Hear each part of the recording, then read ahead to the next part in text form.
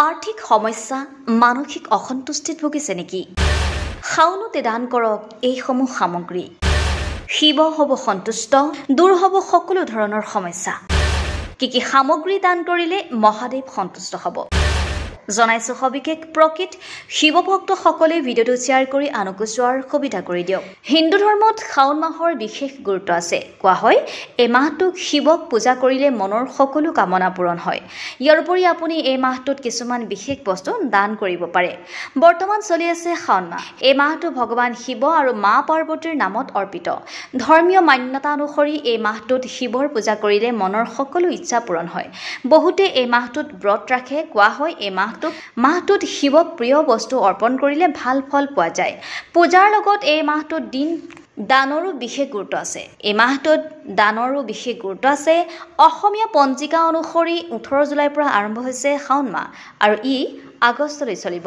জ্যোতিষশাস্ত্ৰ অনুসৰি শাওনৰ সোমবাৰত কিছুমান বিশেষ বস্তু দান কৰিলে মনৰ সকলো কামনা পূৰণ হয় আৰু ইয়াৰ বিষয়ে সবিশেষ উল্লেখ কৰা হ'ল। শিৱলিংগ। জ্যোতিষশাস্ত্ৰ অনুসৰি শাওনৰ সোমবাৰত কোনো মন্দিৰত ৰূপৰ শিৱলিংগ দান কৰিব পাৰে। এনে কৰাৰ ফলত বিশেষ সফলতা লাভ কৰা যায়। যদি আপোনাৰ ৰূপৰ শিৱলিংগ দান কৰাত অসুবিধা হয় তেন্তে অন্য শিৱলিংগও দান কৰিব পাৰে। নাগিন। জ্যোতিষশাস্ত্ৰ অনুসৰি আপোনাৰ কুণ্ডলীত যদি কাল সৰ্পৰ দোষ আছে তেন্তে সোমবাৰে নাগিনৰ যোৰা দান কৰিব লাগে। এনে কৰিলে এনে দোষ নোহোৱা হয়। চাউল। যদি আপোনাৰ চন্দ্ৰ দুৰ্বল তেন্তে সোমবাৰে কোনো দৰিদ্ৰ লোকক চাউল দান কৰিব পাৰে। ইয়াৰ উপৰি পায়স বনাই শিৱক অৰ্পণ কৰিব পাৰে। পাছত ইয়াক প্ৰসাদ ৰূপে ভক্তৰ মাজত বিতৰণ কৰিব পাৰে। এনে কৰিলে শিৱৰ কৃপা লাভ কৰে। ৰুদ্ৰাক্ষ। শাৰীৰিক আৰু মানসিক দিশৰ পৰা যদি আপুনি অশান্তিত আছে তেন্তে সোমবাৰে ৰুদ্ৰাক্ষ দান কৰিব পাৰে। ইয়াৰ ফলত এনে সমস্যাৰ পৰা পৰিত্ৰাণ পোৱা যায়। গুড়। যদি আপোনাৰ আৰ্থিক সমস্যাই দেখা দিছে তেন্তে সোমবাৰে কোনো দৰিদ্ৰজনক গুড় দান কৰিব পাৰে। ইয়াৰ ফলত ধনৰ লগত জড়িত সমস্যাসমূহ দূৰ হয়। তিল। যিসকল লোকে মানসিকভাৱে সমস্যা পাই আছে তেনে লোকসকলে তিল দান কৰিব পাৰে। ভগৱানক অৰ্পণ কৰাৰ লগতে কোনো লোকৰ মাজত ইয়াক দান কৰিব পাৰে আৰু ইয়াৰ ফলত মানসিক সমস্যা দূৰ হয়, আত্মবিশ্বাস বৃদ্ধিত সহায় হয়।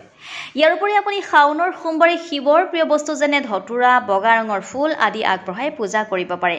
ইয়াৰ উপৰি জলাভিষেক বা ৰুদ্ৰাভিষেক কৰিব লাগে। এই প্ৰতিবেদন কেৱল ইণ্টাৰনেটত উপলব্ধ তথ্যৰ ওপৰত ভিত্তি কৰি সাধাৰণ জ্ঞান প্ৰদানৰ বাবে দিয়া হৈছে। ৱেষ্ট আছামে ইয়াৰ সত্যৰ নিশ্চয়তা আৰু সত্যতা প্ৰদান নকৰে, দায়িত্বও বহন নকৰে। ভিডিঅ'টো ভাল লাগিলে শ্বেয়াৰ কৰিব নাপাহৰিব আৰু বিভিন্ন ধৰণৰ বাতৰিবোৰ আগতীয়াকৈ পাবলৈ পেজটো ফ'ল' কৰিব। News desk west Assam.